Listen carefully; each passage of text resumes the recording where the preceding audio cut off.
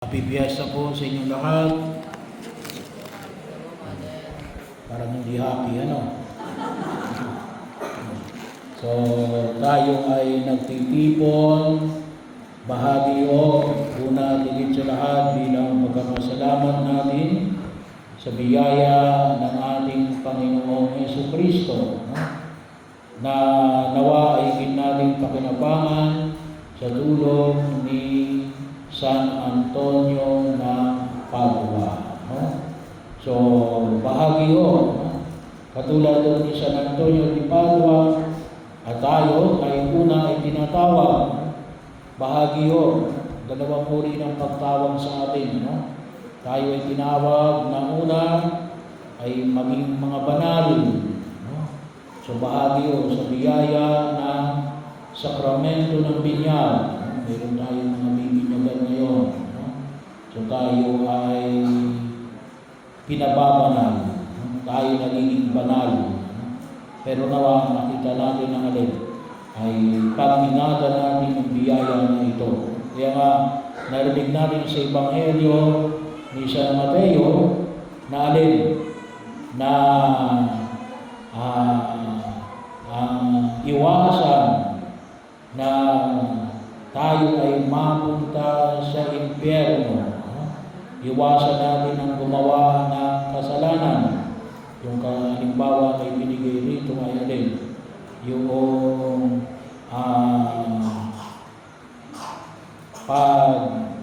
pag-iisip ng masama, ano? Sa isang babae o sa isang lalaki.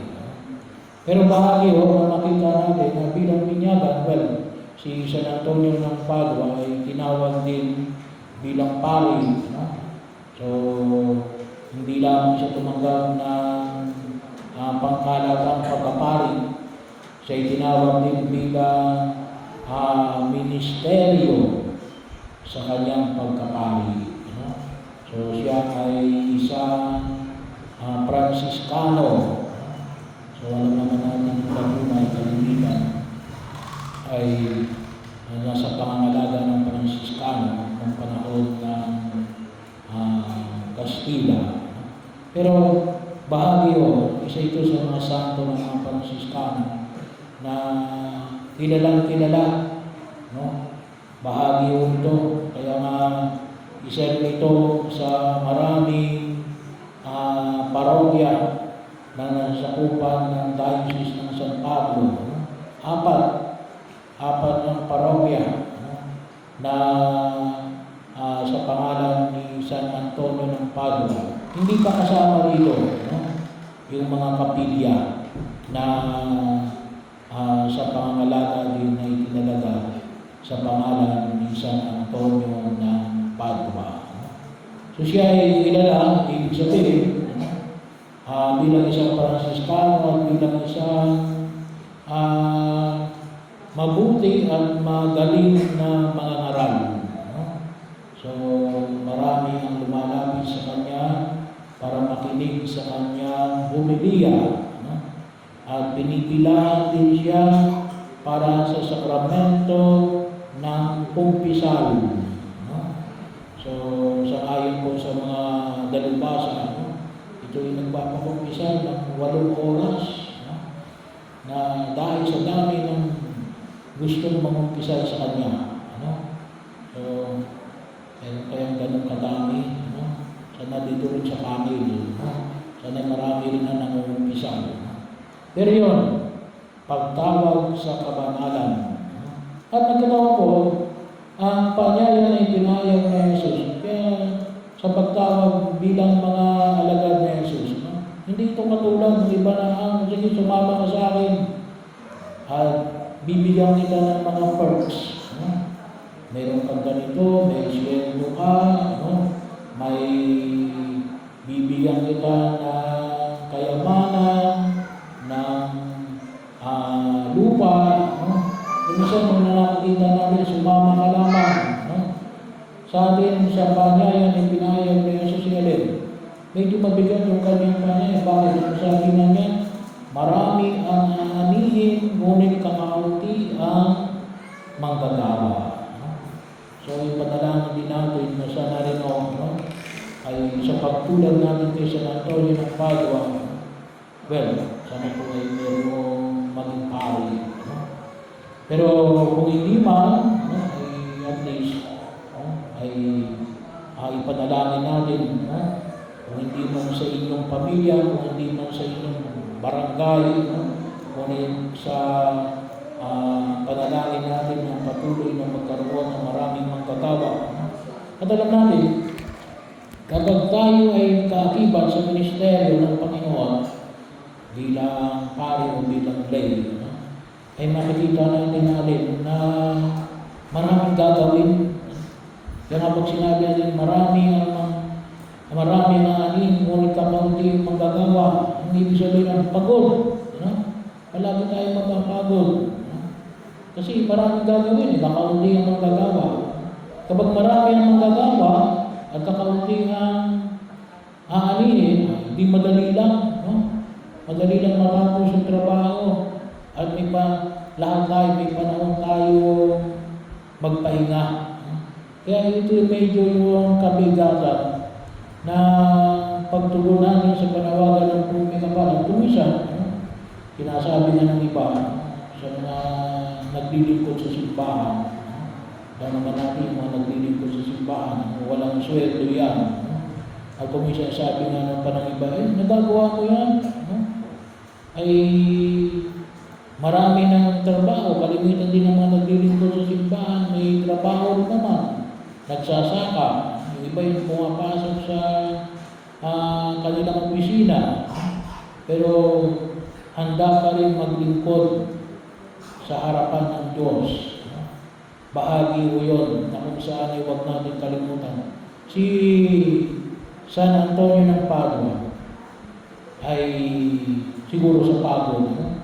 Siya ay namatay sa maagang edad. Alam niyo kung ilang taon siya na namatay siya? 35 years old. So, marami pa sa atin ang mas matanda kay San Antonio ng Padua. Mabuti na itong mga itong maliliit na ito. Pero 35 years, siya ay iniwanan ng Panginoon. Bahagi ho. Hindi dahil sa mabait siya, ngunit dahil sa bahagi ng alin na siguro ay bahagi ng maraming gawain na kanyang tinugunan ng kanyang kapanahunan. Pangalawa, bahagi yun ng pagtawag sa amin kung kapal na alin na kaya nga na alin na katulad ng mga alagad, sabi ni Jesus, sinusubo kayong mga tupa sa gitna ng mga sumpungan. Ibig sabihin, kapag sinabi, wala tayong kasuntukan, wala tayong asong bubang dito. Maganda mo yung analogy na ginamit ng ating obispo. Ang ating obispo ay si Marcelino Antonio. Siya po ay, sabi nga, bakit yung kanyang pangalan ay Marcelino Antonio? Kasi sabi niya ay yung kanyang nanay. Buhay po yung nanay ni Bishop Julie. Ay anong sabi sa kanya? Ay yung kanyang nanay ay devoto ni San Antonio ng Padua. Kaya silang dalawa sa kanilang magkakapatid ay nilagyan ng second name ng pangalan ay Antonio. So, ano yung kanyang analogy? Yung analogy niya ay parang manok sa gitna ng mga bayawang. Ay ibig sabihin, ay very tempting sa manok ng gitna ng mga sa gitna ng bayawang. Mas madali natin talagang lalapain ka. So, ganoon yung pagkilos ni San Antonio ng Padua. Baka kasi akala natin ng iba, yung pagsunod natin kay Kristo ay easy, go lucky. Hindi yun. Medyo may kahirapan. Kung kayo man ay nahihirapan sa pagtulong natin sa ating pananampalataya, ay huwag niyong kalimutan si San Antonio ng Padua. Ay isang halimbawa natin na tupa sa gitna ng mga asong kuba. O kung tawagin na manok sa gitna ng mga bayawang. Bakit? Yung kanyang pangangaral pumunta sa saan? Yung mga lugar na tawagin natin yung mga iba yung pananampalataya. Heretics. No? Heretics ng kapanahunan niya. No? Parang mo nang sinabi na kung ka pumunta sa mga lugar ng Iglesia ni Cristo. Bahagi yun. Hindi kaya nung ka pumunta sa gitna ng mga Muslim. No? Medyo mahirap po yun. Pero yun ang ginawa ko ni San Antonio ng Padua. Doon siya nangangaral. Kaya, bahagi ho. Bakit niya nagagawa yun? Pagkakataon. Pangatlo, ay yung kababaan ng kalooban at ang simpleng pamumuhay. Alam naman natin ang mga Franciscano. Mga kung tawagin natin ay mga naghahandog ng sarili sa buong may kapal na namumuhay ng simple, namumuhay ng payak, namumuhay ng kung ano yung naroon lang. Kaya bahagi yun na makita natin yung panyaya na pinahayag ni Jesus. Hindi ito sa pamumuhay na tinatawag natin marangya. Lahat, minsan maaari, gusto natin marangya. Pero yung kanyang pamumuhay, kung tawagan natin ay very basic. Kung ano lamang yung pangangailangan, yun ang kanyang pagkilos. Itong tungtong ito, sinugo sa gitna ng mga asong gubat, sinugo upang mamuhay ng payak. Bakit yung nagagawa yun? Gawa ng kanyang pananampalataya. Gawa ng kanyang pananalig sa Diyos. Na ang Diyos natin ay hindi nagpapabaya. Na ang Diyos natin ay sa gitna maari ng maraming mga hamon sa daigdig na ito, ay kapag tayo naging mga tapat, ay alam natin na ay higit niyang papakinabangin tayo sa biyaya ng kanyang pagliligtas. Ito yung Diyos na kailanman ay hindi mangiiwan. Kaya pag sinabi ko minsan ng iba na nakalimutan ako ng Diyos, hindi ka nakalimutan ng Diyos. Baka ikaw ang lumingon sa Diyos. Pero hindi tayo meron na nakalimutan ng Diyos. At yun ay higit na kung saan sinimulang pakinabangan natin sa sakramento ng binyag. Huwag natin kalimutan. Kaya kung minsan sinasabi ng iba, kung ba't kayo nagbibinyag ng bata? Wala pang alam yan. Ay bahagi ho. Well, kapag matanda na, siyempre dapat alam mo matanda. Pero kapag yung bata, bakit pa yung bata? Kung natin hindi makikita yung the graciousness of God. Wala pa. Pero tayo naniniwala na sigurado yung mga yan, ang pipiliin nila ay Diyos. Bakit galing yan sa Diyos? Hindi naman yan, kung gagagaling mo lang sa Diyos, hindi ka lang yan lalabag pa at susuwayin mo ang Diyos. Pero sigurado yan, ang kanilang pipiliin ay ang Diyos. Pero kung bakit tayo nagbibinyag ng bata, ang pamantayan natin ay yung tinatawag natin the primacy of God's grace.